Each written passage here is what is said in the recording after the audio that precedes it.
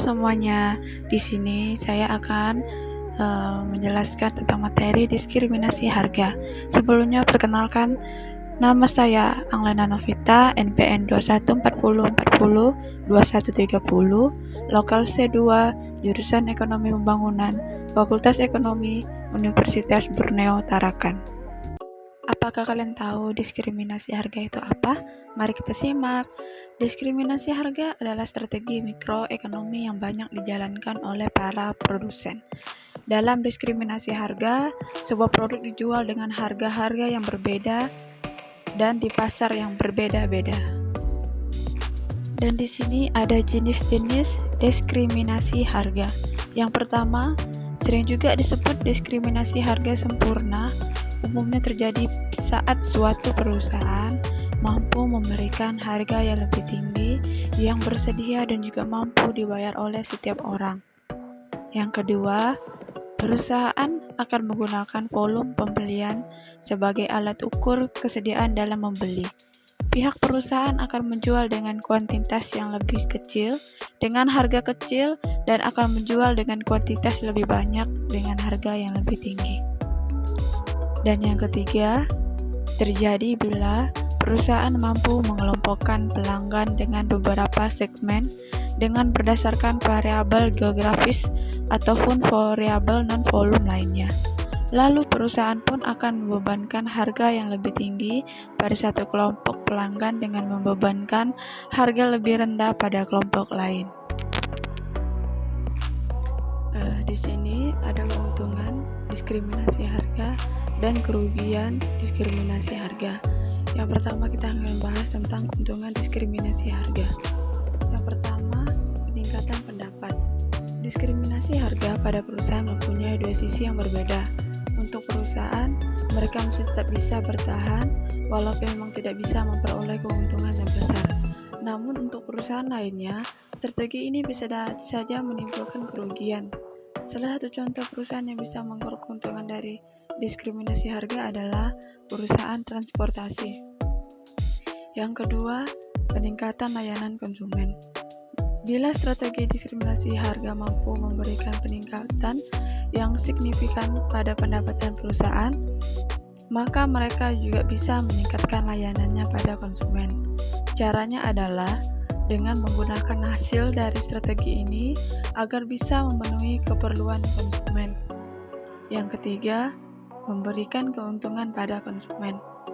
Selain mampu memberikan keuntungan pada produsen, diskriminasi juga mampu memberikan keuntungan bagi konsumen. Contohnya, ada harga khusus untuk lansia. Biasanya pendapatan lansia tentu lebih rendah daripada pekerja aktif, sehingga mereka akan sangat terbantu dengan adanya harga yang murah. Yang keempat, mengelola permintaan konsumen. Pihak perusahaan bisa melakukan pemerataan permintaan konsumen dengan adanya strategi ini.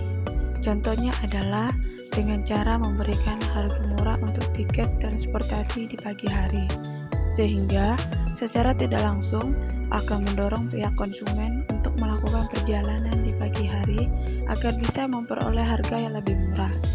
Hal tersebut bisa dilakukan agar bisa menghindari membludaknya permintaan konsumen untuk melakukan perjalanan di malam ataupun siang hari. Selanjutnya, tentang kerugian diskriminasi harga. Yang pertama, surplus konsumen.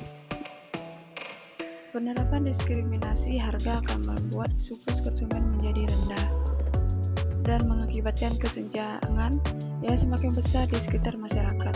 Hal tersebut akan terjadi bila perusahaan menerapkan diskriminasi harga tingkat 1. Yang kedua, biaya administrasi. Dalam menerapkan strategi ini, yang mana konsumen terbagi menjadi beberapa kelompok, maka akan dibutuhkan biaya yang lebih besar. Biaya administratif yang harus dikeluarkan perusahaan akan berakibat pada peningkatan harga produk secara langsung. Yang ketiga, ketidakadilan bagi konsumen. Walaupun strategi ini ditetapkan dan dilakukan dengan berdasarkan kelompok sosial tertentu saja, namun konsumen akan merasakan ketidakadilan. Contohnya, orang dewasa dan lansia harus membayar satu produk dengan harga yang berbeda. Nah, Bisa jadi orang dewasa yang bayar tersebut adalah seorang pengangguran, dan lansia yang mendapatkan harga lebih murah ternyata adalah lansia kaya. Yang terakhir, harga yang terlalu tinggi untuk beberapa orang. Bila ada konsumen yang merasa diuntungkan dengan adanya harga yang lebih rendah, tentunya akan ada juga konsumen lainnya dirugikan karena harus membayar dengan harga tinggi. Contohnya untuk konsumen yang harus melakukan pembelian pesawat pada jam sibuk, yang mana umumnya harga ditetapkan jauh lebih mahal daripada yang biasa. Hal ini akan membuat strategi tersebut menjadi tidak efisien. Dan di sini ada keberhasilan diskriminasi harga. Strategi ini akan dikatakan berhasil saat perusahaan mampu mencegah pengiriman barang dari pasar lebih murah pada pasar lebih mahal, atau dengan menghindari penjualan kembali produk dari individu yang membeli produk lebih murah pada individu yang lebih mahal. Untuk itu, biaya transportasi memiliki peran yang penting.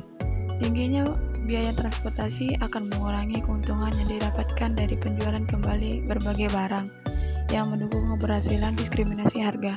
Untuk itu, jangan heran bila praktek diskriminasi ini lebih berhasil diterapkan pada pasar asing yang berbeda karena melibatkan jarak tempuh, sehingga akan meningkatkan biaya transportasi. Demikianlah penjelasan dari saya tentang diskriminasi harga. Kurang dan lebihnya mohon dimaafkan, dan shalom.